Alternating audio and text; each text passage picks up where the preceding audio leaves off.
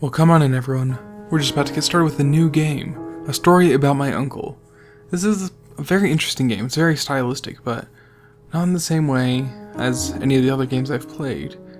Its style comes through its gameplay.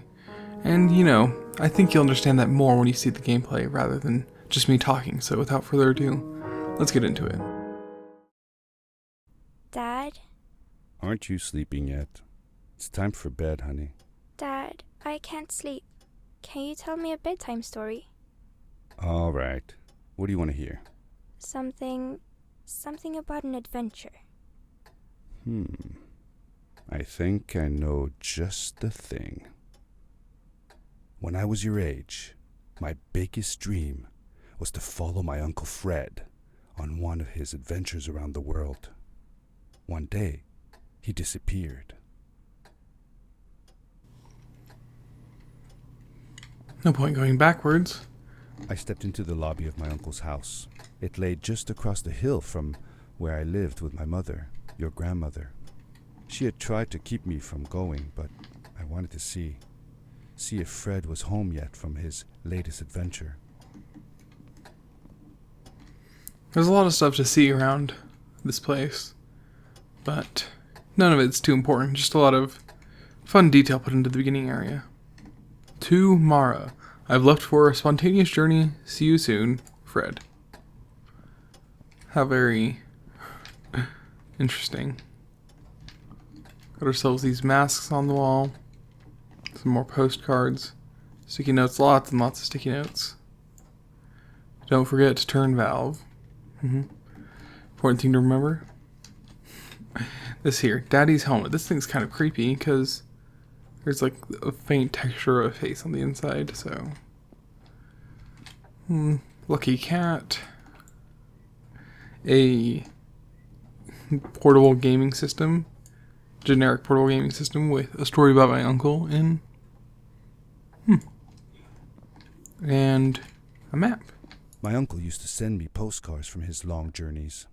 Greetings from Nepal, Galapagos, Kilimanjaro, the Amazon River. This was the first time he had left without a word, without sending cards. This first area is quite beautiful. Fantastic Frederick's disposal system.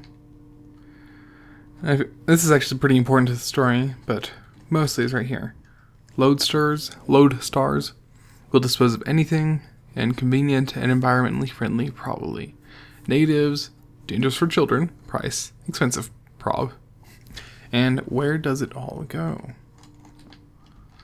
Beautiful snowy night outside, just like it is in real life.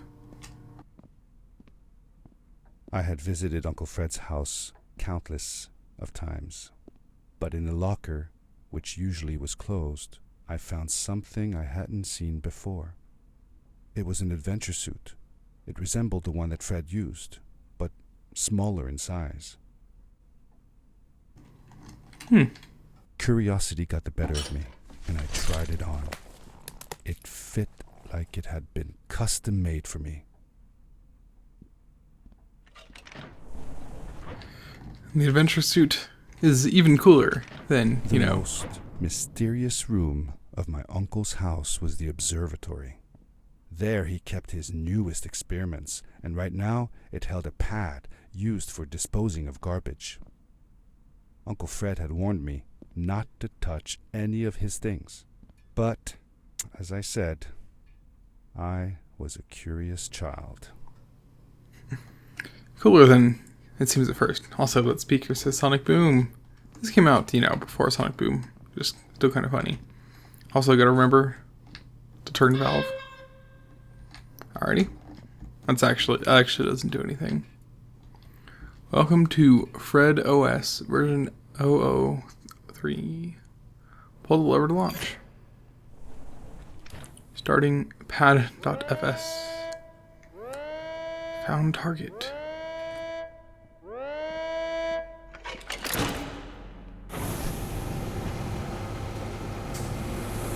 And we start getting pulled to the center. And there's no point resisting.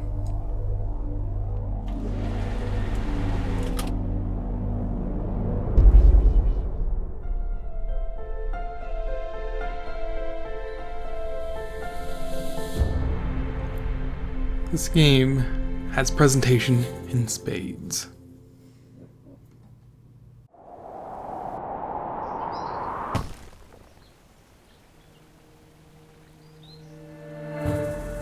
I landed with a crash, but thanks to the suit I wasn't hurt. I had no idea where the pad had taken me, but back then I didn't care so much about where I was going, or how I would get home. This game is quite similar to Bastion, in that we'll have a narrator accompanying us for a good bit of our journey, or the entire journey, and the world is very fragmented, I suppose is the way to say it. The suit protected me from falls on the ground, but not in water. I couldn't swim with this thing on. Best be careful. I suppose now would be a good time to mention that if you have motion sickness, this is probably not a game you should be watching. Bit of a first-person parkour game. Not exactly the best if, you get nauseous from watching videos or from video presentations. I don't know what I'm trying to say. But here we learn that we can hold down the right mouse button. I was sure that someone had been here before me. Someone had built these bridges and carved these symbols, but who? Where were they now? Holding the right mouse button will power up our jumps. If we're sprinting, then we'll do a power leap. If we're standing, then if we're standing or walking, we'll do a power jump.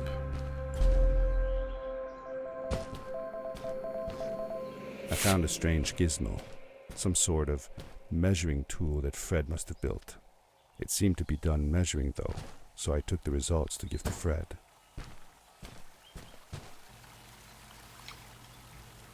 Yeah, it feels, as soon as you get the power leap, it feels like every jump needs it, but, really, most don't.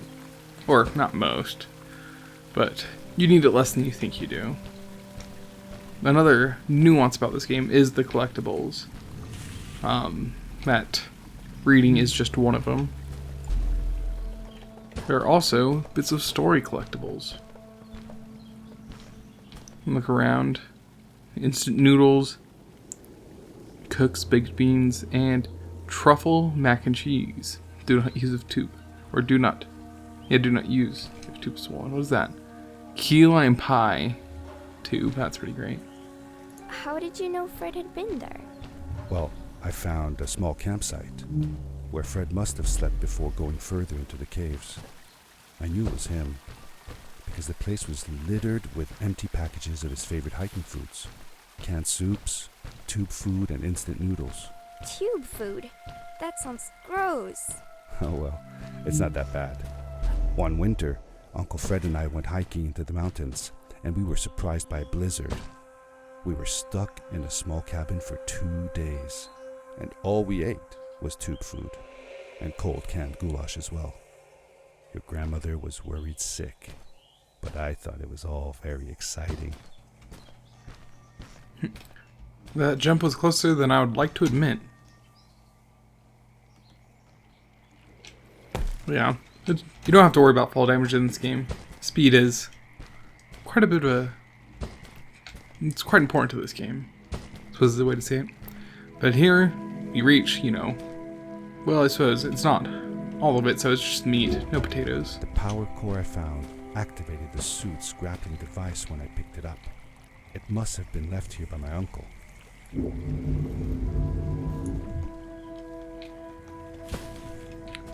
And yep, the grappling hook. Hold on.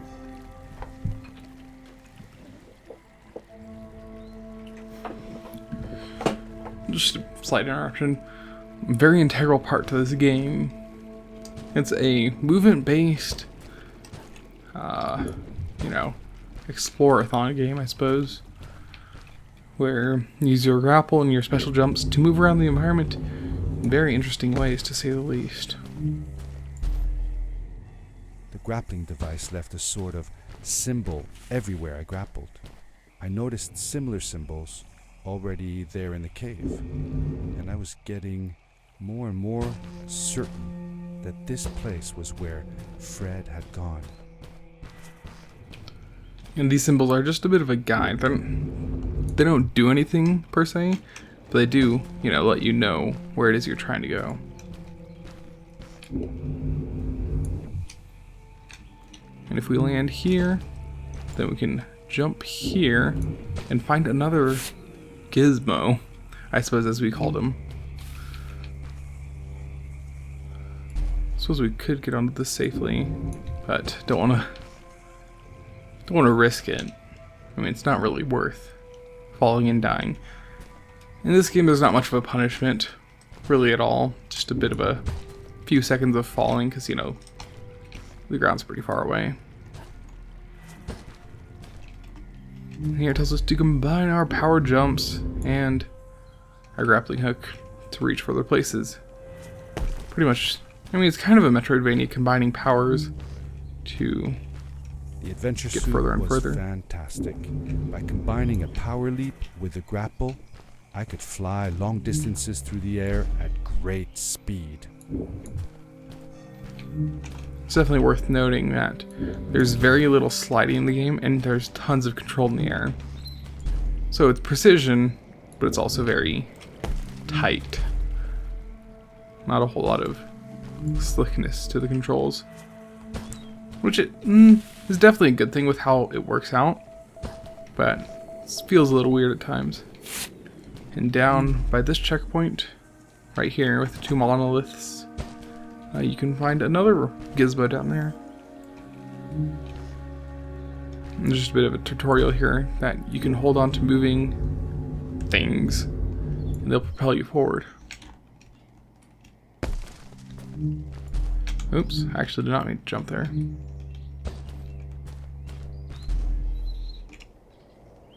Yeah, the game makes you think you need the grappling hook so much that you very rarely don't use it. But it's not, you know, entirely imperative for all parts of the game. Of course, it's extremely important because it's the main mechanic. But it's always fun to try and push yourself to not use it in specific parts of the game. And in this first area, which I believe is called the Sanctuary, there's one tricky gizmo, which is down here. Because, you know, normally you would not be looking in this direction. Not at all. But luckily, you can reach pretty far and grapple that rock behind where you jumped from to safely make it back. You just gotta wait for this to come around. I mean, it's Portal. Momentum is an important thing. Although I suppose that's where the similarities end. And barely made that jump. Perfect. Just how I like it. And I want to be impatient, but it's pretty dangerous to jump after these things. Well, we're supposed to be heading down there anyways. Oops, I did not hit the jump button. Can I save it? I can save it. Sweet. It's the first level. It's pretty forgiving. I mean, compared to the ending areas, it's extremely forgiving. There's no forgiveness to be had near the end of this game. Which is how I prefer it. I enjoy games with steep learning curves that are still curves. And land. Yeah, it's just a very exploratory game. Lots to take in, lots to see. And, you know, lots to hear. It is a story, or a bedtime story specifically, after all. Here we find another core.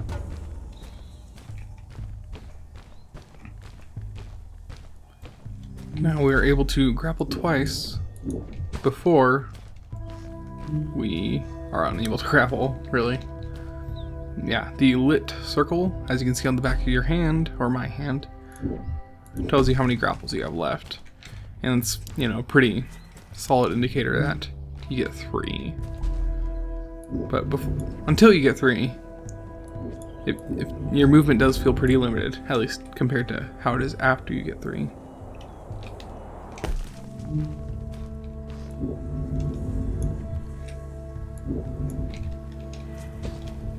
And just a simple trick to note is that if you have a power jump stored up and you don't want to use it, you can just jump and let go of the mouse button or right mouse button, and you don't have to worry about that. Oops. That was a little too fast. A little too early.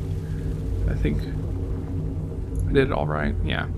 Just a simple matter of switching where your grapple is. Hold on, actually a little too long there. That was close. Wasn't really thinking about that. Or concerned about, you know, explaining what's going on.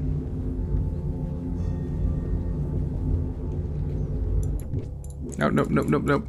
Oh, come on. That's lame. I suppose that time I was too far behind.